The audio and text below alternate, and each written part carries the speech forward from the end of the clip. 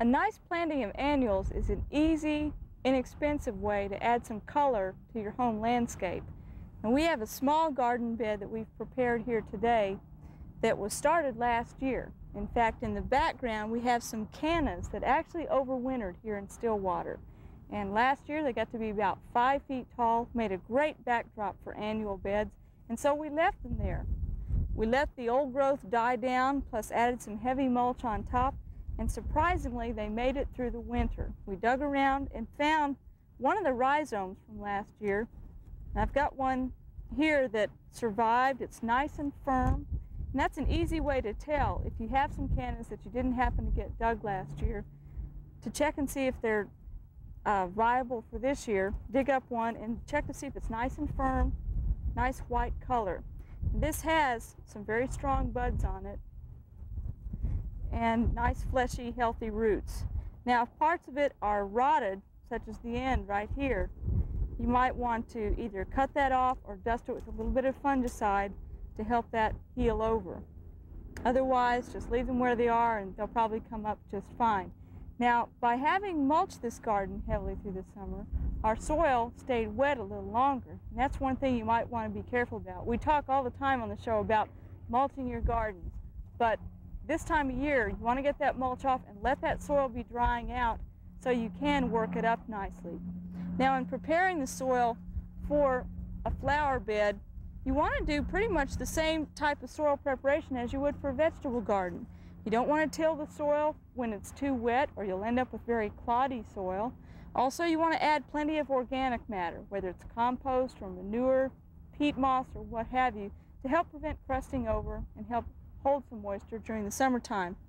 If you've had a soil test done, you might want to go ahead and add your lime and phosphorus and potassium fertilizers ahead of time and let those be working into the soil. One thing to keep in mind with annual flowers is that to keep them blooming nicely through the summer, whether it's zinnias or marigolds or what have you, you need to keep them fertilized through the summer. They'll need a side dressing of nitrogen just like your vegetables would in the garden. Now in this garden, we'll have the cannas in the background. They'll be about 4.5, 5 feet tall and a bright orange color. To the front of that, we've put some very tall annuals. These are a tall variety of straw flower. The straw flower is a nice everlasting annual to grow. They bloom later in the season once they get about 3 feet tall, and the flower on them is very crispy to the touch. And those can be harvested, hung up to dry, and used in dried arrangements through the summer. To the right of those, we've planted some tall cosmos. And the cosmos have a nice range of white, pink, and dark red or burgundy colors. Those will get about 3 feet tall. So those are our second backdrop after the cannas. In the middle here, we've planted flowers, or we're going to plant some flowers that are going to get probably about 1.5 feet, maybe 2 feet tall. This includes marigolds, which are one plant you need to be careful about in Oklahoma. In other parts of the country, they're considered pretty bulletproof or pretty much of a carefree annual to plant. But here we have a problem with spider mites. So if you're going to plant marigolds, they will give you marvelous yellow to orange colors through the summer, but you must give them a shower every day or every other day with the hose to make sure that you keep the spider mites off of them, because spider mites are extremely attracted to marigolds. And the old wives' tale about planting marigolds next to your tomatoes or other vegetables in the garden to keep nematodes away is a bad practice, because it'll just bring spider mites to your garden in our hot, dry climate. So make sure that you give them a shower every day and keep the old spent blooms picked off, and they'll keep blooming through the summer. To the front of those, we've got some periwinkles. And the periwinkles have a nice, deep, glossy green foliage, small white bloom. They'll take the heat extremely well, are very carefree, and they'll make a nice contrast with the Bermuda grass, which probably won't get very green for another 6 weeks or so. So it gives you a nice border edging. Another nice thing about periwinkles is that they have very few pest problems.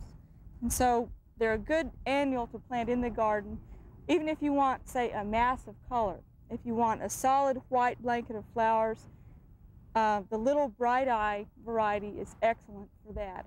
There's also a magenta pink variety or several magenta pink varieties that are nice if you want a contrast of the white and the pink, and just do one bed and nothing but periwinkles.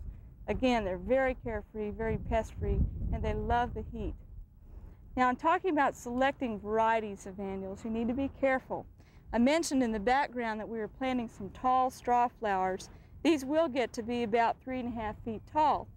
But there is a dwarf variety available. This right here is Bikini Mix, and they'll only get about 1.5 to 2 feet tall. The same goes for zinnias.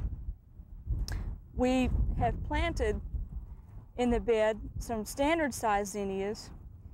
These are the zinnia jumbos, and I want you to see the difference between those and this smaller dwarf variety of zinnia. The leaves themselves are quite a bit smaller. The flowers on the dwarf zinnia are smaller in diameter. The jumbos are going to be about twice that diameter, and the relative size is going to be quite different. So when you select annuals for planting in the garden, make sure that you realize for each variety how tall it's going to be ultimately. The dwarfs are only going to get about 1.5 to 2 feet. The flowers will be small. The jumbos are going to get quite tall, over 3 feet tall. On zinnias, another thing to keep in mind is that they're very susceptible to powdery mildew fungus. This is the opposite case of with our marigolds. You don't want to do much overhead watering on zinnias. It's better to use a soaker hose. Letting them go into the evening hours with wet foliage will bring on the white powdery mildew fungus on the foliage, make them very unsightly, and it will weaken them, and you won't enjoy them for as long into the summer as you might normally. Now, usually on all of these annuals, they'll live through the season, all the way up until frost. So again, make sure that you take good care of them through the season. Once a week, walk through and cut away any of the spent blooms, and do make sure you fertilize them. Now, coleus are a wonderful annual to plant in the garden.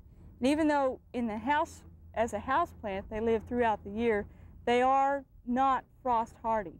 So make sure on coleus that if you plant them out, again, you wait until about the middle of this month, and then next fall, take cuttings from them before we have a frost to bring them in so you have them for next year. The nice thing about coleus, especially some of these rainbow mixtures that are available, is that the flowers themselves on them are just a little blue spike, and they're not very showy at all. But look at that foliage. That'll give you nice color through the summer. We're going to plant them right here as a transition from our more orangey part of the bed with the straw flowers and the marigolds back into the cosmos that have more of the pink tones to them. And the coleus have a nice mixture across the range of colors, from the orange all the way to the burgundy. Again, on coleus, for managing them well, they like to be pinched back during the summertime. Make sure that if these get too tall, that you just pinch just above a bud, and they'll bush out and stay nice and short through the summer. Keep the flowers picked off on these regularly. In fact, as soon as a spike comes up, pick that off so that it doesn't form, because that takes a lot of energy out of the plant, and they'll get tall and rangy looking. Coleus have very few pests. They'll grow in sun or in the shade. Make sure that you keep them well watered and fertilized through the summertime. Last of all, I have a few things here that are going to have some nice early summer color for us.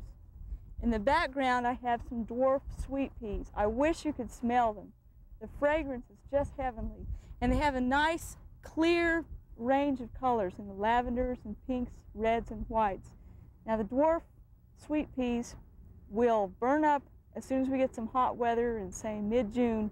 But for early summer, they have nice color in the garden and especially nice fragrance. One other early season annual that you might think about is the dwarf snapdragon. We're going to finish up our border planting here with the dwarf snapdragon just to give us some early season color. Probably we'll pull them up early to mid-summer and fill in with something else that's more heat tolerant. But the dwarfs really are quite nice because they don't get too tall, and they give you nice spikes of color, a little different type of flowering than the more round flowers of the marigolds or the zinnias. The last of all, we have 2 pots of geraniums, and these have been growing in our greenhouse for several months now, and we're ready to set them out. they were getting too tall. And so as a management practice that you might try on your geraniums, if they're too tall and leggy from going through the winter, you can pinch them back. And this does them a lot of good. Pinch them back and fertilize them. They will put out new foliage and keep their shape nicely before their flowers come on. If you're going to grow any annuals in containers, there are a few things you need to keep in mind. Make sure you get a container big enough to hold soil, to weigh them down in the wind. Also, make sure that your potting soil has plenty of organic matter in it, such as peat moss or what have you, to hold in the moisture through the season. They do dry out much more quickly than annuals that are planted directly in the ground. Also, they need a more intense fertilizer program. Most of the soils that you use in container plantings of annuals are, well, they have no additional fertilizer in them at all. So you're going to need to supplement that with a liquid fertilizer through the summer. With geraniums, be careful about that though, because you can burn the foliage using liquid fertilizer. So if you fertilize them, make sure you wash the foliage off afterwards. And again, keep the blossoms picked off through the season. They should give you some nice color throughout the season. Well, in planting your annual beds, again, keep a few cultural tips in mind, the same as you would for a vegetable garden. And throughout the season, pay attention to the plantings, keep after any insect problems that come up, keep them fertilized, and enjoy some of that summer color.